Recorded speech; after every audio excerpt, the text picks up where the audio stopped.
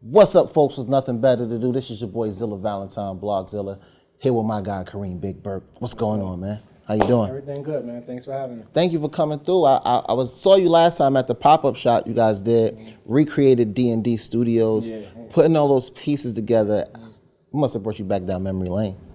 Definitely brought me back down memory lane, and to see that old board there and to know that it's still working and to hear the album come through that board, it meant more than anything, because that was the genesis. That's where it all started at D&D. Yeah.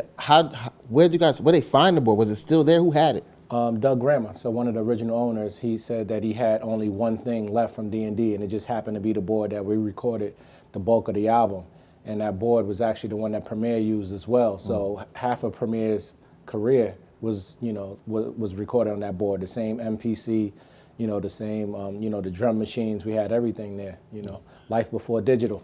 How did Mace get Dead Presidents? Because I watched one of your interviews. Mace was originally had that beat. How did he get that beat? Because it feels like a Jay-Z beat. So we were dealing with Children at the Corner at the time, as a group. Well, Dame was rather.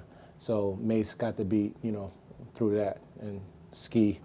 That was like, you guys did Reasonable Doubt in 1996. 1996 when it was released. Wow. And you named the clothing line after that. That year, that was the beginning of a lot of different things. What was that transition like for you? Well, the transition was happening year to year because we kept having more success. I mean, it was great, not to be cocky or anything, but we kind of came into the game doing pretty good for ourselves. So we didn't really hit that number where it was something that took us outside of the scope of what we had before until probably Hard Knock Life, and then really after Roc-A-Fella launch, that becoming a big behemoth in the urban clothing industry. That's when things kind of got separated, and then we started to see life change. Cool. I wanted to talk about because I was a fan. So when Reasonable Doubt dropped, right? And I heard that skinny nigga on the boat, Dan Lifetime nigga. I had to go find that because I didn't know what that was. So finding that back in '96 was like, how'd you guys push that out? Was it all just back of the trunk back then? Yeah, it started out back of the trunk, and when I came on, Dame was managing Jay, and then they came up with the idea from Tone, actually Tone Hooker, who from Original Flavor, he gave him the name Roc-A-Fella. They had the name and the company, and they couldn't get any deals.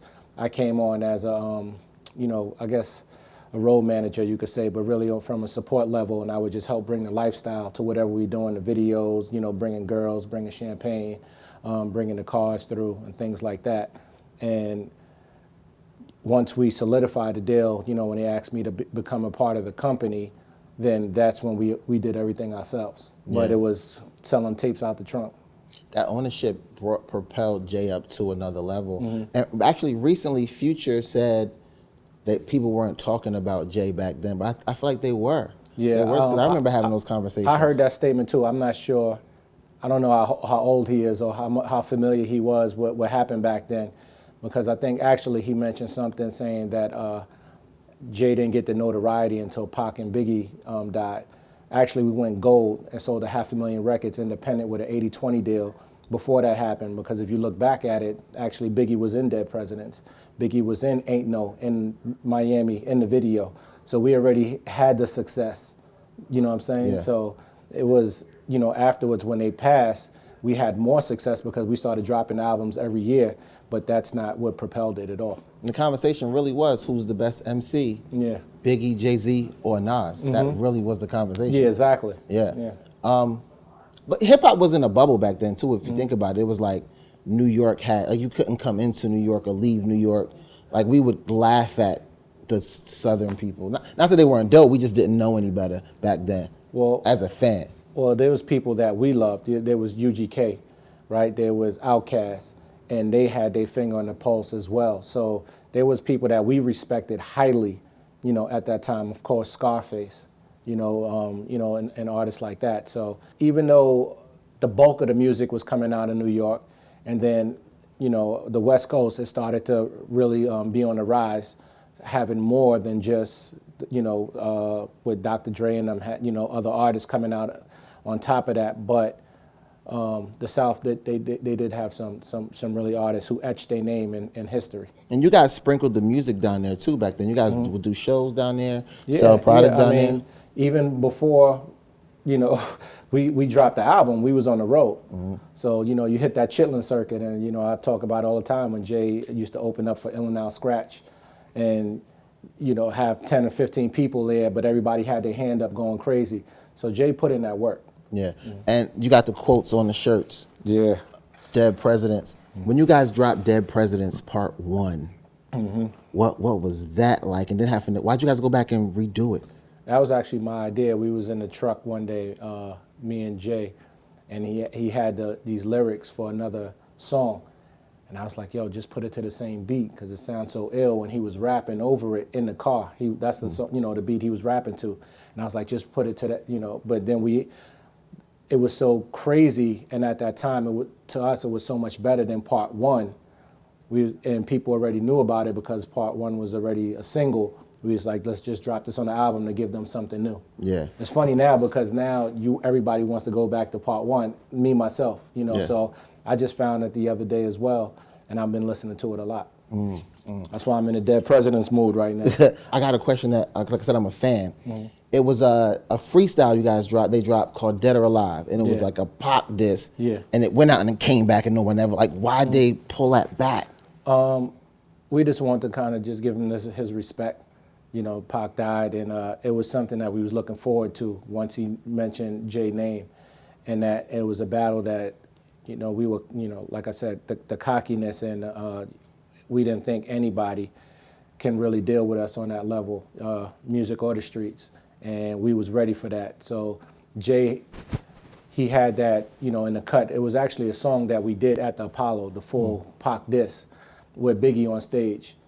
Yeah, but it, you know, never got released. So he released you know, we put it out on a mixtape, and then we just kind of pulled it back. It was just like, you know, let it be. So now this is like the second phase of a clothing line for you guys. You did the first thing, and then now this is like, it's doing really well. Like you guys sold out of Foot Action, and now 4th of November, the denim line you guys got, and the outfit line. So talk a little bit about getting back into that and doing that again with now more knowledge. Yeah, well, that's the best thing, right? So when we started in '96, we had seamstress in the room and these sewing machines, and one shirt, one arm sleeve longer than the other. We didn't know Like what the Gordon Gartrell? Yeah, we didn't know what we were doing. But now having the knowledge and know what it takes, and being from a place where authenticity counts, you know, to build a new brand with lifestyle and the movement behind it, we know the importance of that. So that's what really propelled Roc-A-Wear at that time. And right now, I mean, it's a different landscape as far as fashion is concerned, right? There's different fits. There's this, you know, everybody's a little slimmer, right? Or at least trying to get, you know, with the fit, trying to seem like they weigh a little less than they do. But we still had our finger on the pulse of that. And then 4th of November, that brand actually came to me through a friend of mine named Radu. He had presented me with an opportunity, and he had a deal in place. So I was able to jump on board with that, and I seen not only the future for that brand, but all the other things that he wanted to do. So 4th of November is almost like the Reasonable Doubt. Like that's going to be the platform where all these other things will launch from. And I mean, it's doing really good right now. We just actually launched in about 100 specialty stores last week, and we're selling a lot of product online. We had customers waiting right now, and we had to kind of restock. So don't get upset, man. We got y'all packages coming. Does it feel different to do this one without like a major face of the brand? Like it's like just the product, and people are just going off just the product. That's exactly what I want to do. Like I said, it's a different time right now. So we don't follow trends. We've always been innovators, right? So we know right now it's time for innovation. People want to see something new. And if you just slap a face on it and then something happens to that person or whatever, it can affect the brand. I wanted the people to really love the quality of what we were making. Yeah. And they wasn't going to appreciate the quality if you just kind of put the face and just see a couple people wearing it. The way it's happening now organically, that's how you really build a brand. We didn't want a clothing line, we wanted a brand. And right now, like I said, it's taken off, and it's gone beyond further than what we thought it would happen, for the first year. So, we're in a good place. When I said I was looking, doing research for this, and just looking at old pictures of like Roc-A-Fella and everything, and I noticed you in the background on the phone, Yeah. chilling. What was it like being such a vital part of the machine, but then being around these two people to just be the face of it, and just like, what was that like for you? Like, what was your mentality back then, and even now? Well, back then it was sticking to a formula, So Jay would be the mouthpiece, for the music. Dame would be the mouthpiece for the business, and I would just handle everything behind the scenes. So we came together collectively to make all decisions, but that was just how it was set up, and we just stuck to that formula. It worked for us, and nobody was trying to get into each other's lane. So it was something that was successful for us. I wanted the people at this time to kind of hear somebody else's point of view. You've heard Dame and Jay for 20 years, but you haven't heard things from my perspective.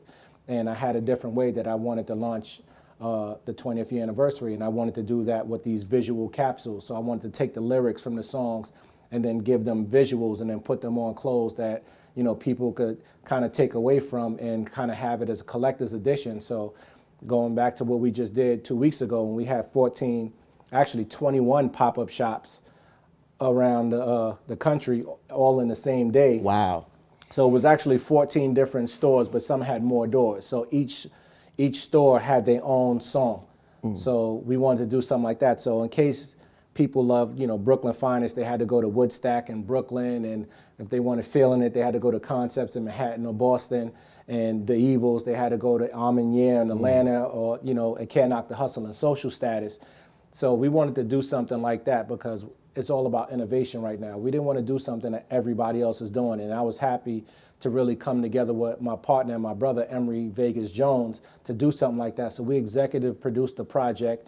We got with Anel, who gave us, and Gerard, who put this visual together. It was like a cinematic campaign that we did for each song off the album. And we had, models coming out of Marcy Projects, Jay's old apartment, coming out of there with the different, fleece and the hoodies and everything like that. So it was something different for us. And then we just released everything online. So now you could get everything at rock96.com. But we wanted to give the stores a couple weeks to kind of sell out, and everything sold out the first day. That's dope. That's dope. When you look back at people you worked with, the stuff that you've been able to accomplish, and the people you've been able to help, and you sit back and look back like, wow, all of us are bosses. All of us are doing it. We're changing the culture. Yeah. Was that did you see that back then? We knew that everything was going to gravitate towards what we were doing. We knew that we was going to push the envelope and then bust the door down so other people could follow. It's hard to say what we've seen right now, but looking back and then seeing the success of it. When you look back and see the success, it's a lot different. And I think it's a little harder when you're in the mix.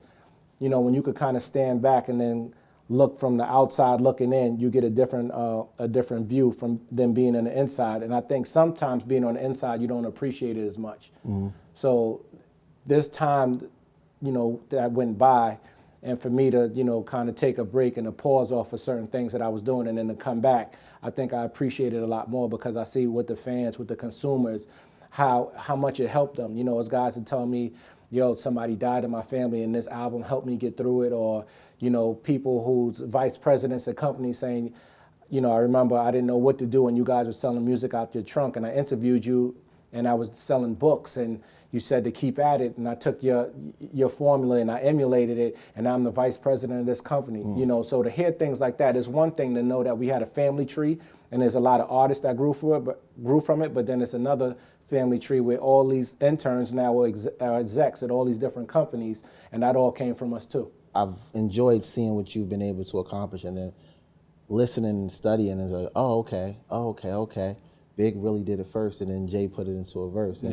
And that must be super cool, like, just to be a part of that. When you saw, like, that happen, when you saw your life being rapped, like, what was it going through your mind? Really just loving the music, So when Jay does these songs and it's a part of your life into it, You know, sometimes I may be in the house and I just want to get on a road and get on the highway and just listen to music and zone out.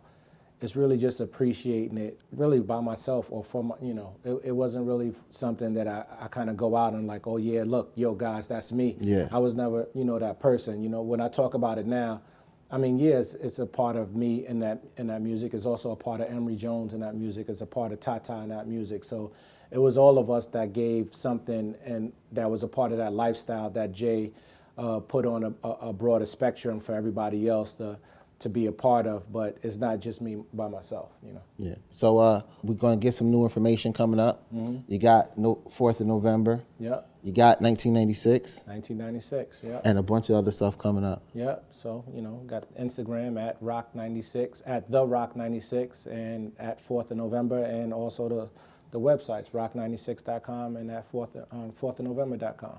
And if people have you want new business ideas, you want people to come to you? Yeah, we just had something recently where we was accepting some interns and some new hires. So, you know, we got camera craft as well. You know, we're working with Leica craft. So, I mean, it's a lot, man. It's a lot going on. So I can see you partnering with Verizon because they do a lot of STEM stuff too. And I can see you guys partnering and doing some big gadget shit together. yeah, Like, working with Shopify, working with a lot of, you know, we're going to push the envelope next year. well, I can't wait to see what you guys do. And thank you very much for stopping by and chit chat with me, my brother. All right. Always. It's boy Blog Xilla. I'm out.